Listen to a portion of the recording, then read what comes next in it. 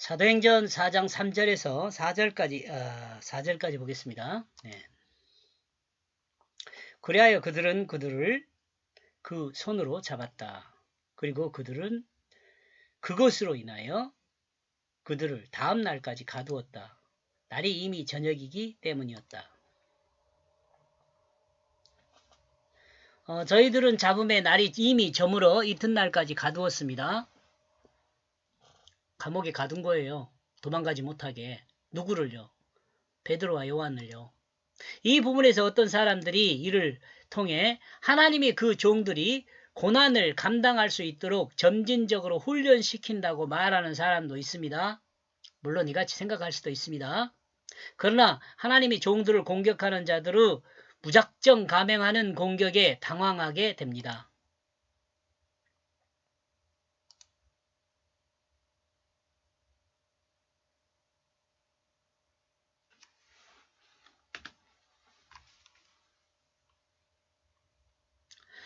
악으로 또 자기중심적 생각을 가지고 자기들이 가지고 있는 자들이 힘을 가지면 악을 또는 자기중심적 생각을 가지고 자기들이 가지고 힘을 가지면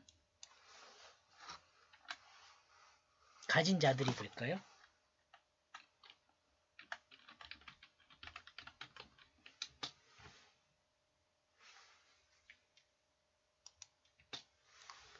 이같이 행동한다는 것을 생각해 볼 수 있습니다. 자기중심적 생각을 가진 자들 누구예요? 사두개인들이라든가 군사들이 장군들이죠. 이같이 행동하는 것을 생각해 볼 수 있습니다. 분명 제자들의 죄를 확인하지도 않은 상태입니다. 지금 이제한테는 제자들의 이 죄가 있다는 걸 확인하지도 않은 상태잖아요. 자신들의 생각으로 일단 이 사람들한테 따져봐야 할 것 같으니까 감옥에 가둔 거예요.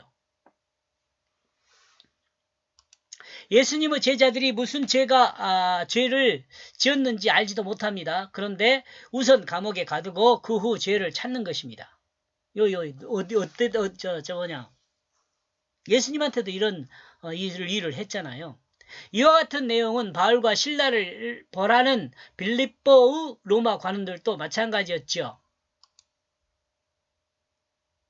이 시대는 구속영장 심사라는 제도가 있어서 무조건 사람을 가둘 수는 없지만 당시에는 이런 제도가 있어 일단 수감하고 보자는 시기였던 것 같습니다. 근데 요즘 심사 기간이 조금 길어가지고 하룻밤을 새우고 나오는 경우들도 있더라고요. 죄가 없어도. 아직도 멀었어요. 그런 걸 보면.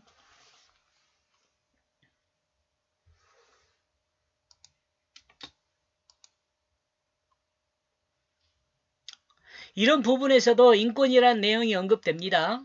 인권이 잘 보장되는 나라는 죄가 입증되기 전엔 구속할 수 없어요. 물론 이런 제도를 악용하는 또 이용하는 악한 사람들도 있지만 이런 복잡한 내용을 생각하면 좀 마음이 답답해지죠. 주님의 제자들을 공격하는 사람들은 우선 잡아두고 나중에 죄가 있는지 없는지 따지려는 속셈으로 주님의 제자들을 가두었습니다. 나중에 따지기라도 하면 좋게요. 없는 죄도 만들어 씌우는 그런 상황이잖아요. 없는 죄도. 왜? 자기들과 다르니까.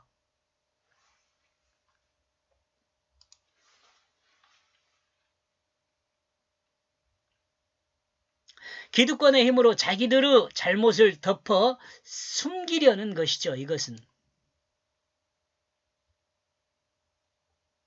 아무튼 없는 죄도 만들어 씌우는 것이 힘 있는 사람들의 일 아니에요? 있는 죄도 없게 만드는 거잖아요. 또 미국이 아무리 좋다고 이야기하지만 이런 점에 있어서는 영 마음에 안 들어요. 좋은 변호사 사면은 있는 죄도 없고 없는 죄도 있다 그러잖아요. 말이 돼요?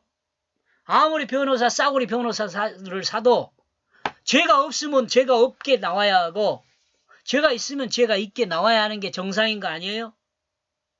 그렇지 않는다면 그 비정상 아니에요?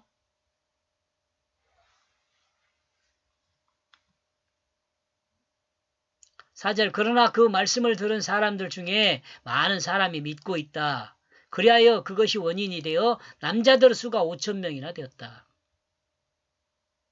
제사장들과 서기관들과 성전을 지키는 자들과 사두개인들은 예수님의 제자들을 감옥에 가두었지만 나면서부터 안진병이 된 자를 치료한 것과 베드로 설교를 듣고 설득된 많은 사람들이 주님을 믿을 수 있는 기회를 가졌습니다.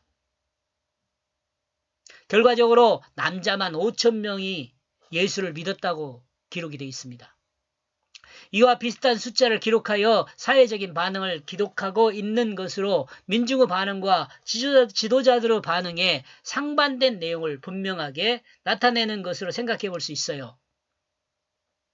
이러므로 기득권의 횡포가 힘을 가진 자들의 횡포가 지금 마찬가지입니다.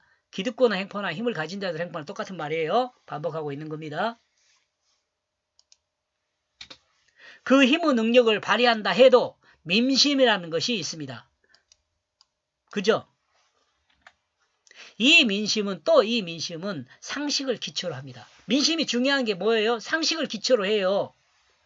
만약에 민심이 상식을 벗어나잖아요. 그럼 민심이 아니에요. 그건 선동이 돼버려요. 선동. 예수님께서 그 선동에 의해서 십자가에 못 박히잖아요.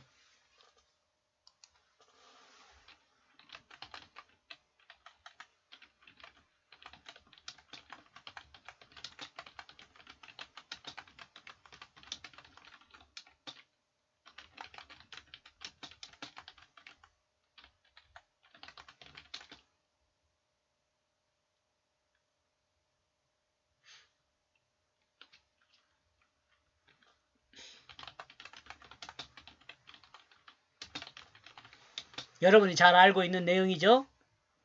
민심이 상식을 벗어나면 선동이 됩니다. 예수님은 이 선동으로 십자가에 넘겨졌습니다. 알죠? 이런 일은요, 이 시대에도 일어나요. 안타깝지만. 여러분, 이 시대에 이런 일이 일어나면, 아, 그렇구나.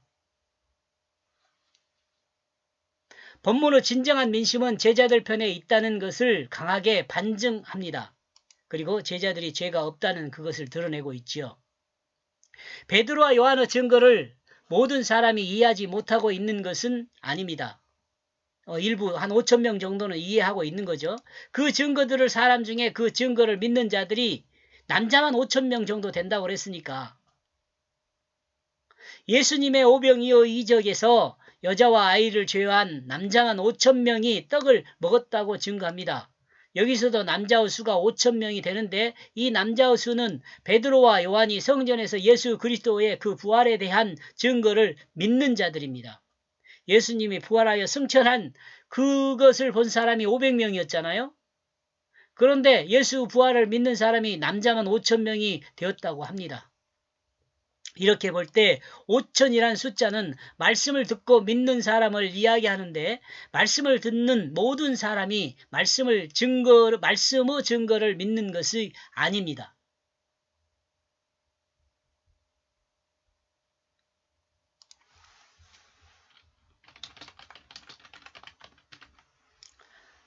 또 믿지 않는 사람도 있는 것을 드러냅니다.